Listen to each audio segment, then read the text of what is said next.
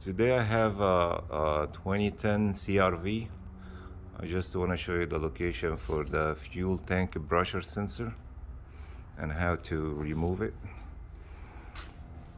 You raise up the car, going behind the passenger side rear, and then you see the over here. You see the plastic cover.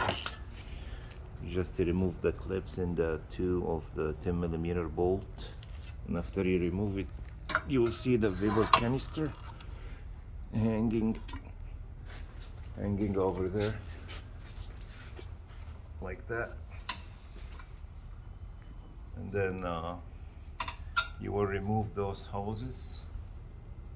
These two clip, just press on this one on both sides with your finger and pull it out, and then you're gonna remove this plug right here that holds for the fuel pressure sensor. And then you're gonna have to remove the 1, 2, 3 12mm bolt to drop the canister down. And here is the fuel pressure sensor. You're gonna have to unclip it, not like the others, the other car, like the Honda Accord. Come close.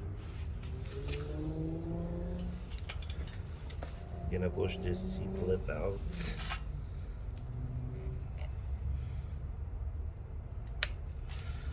Or it's better to use 2 screwdrivers. Like you see, you push it out.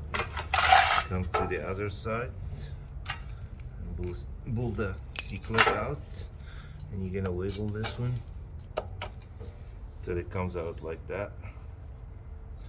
This is the fuel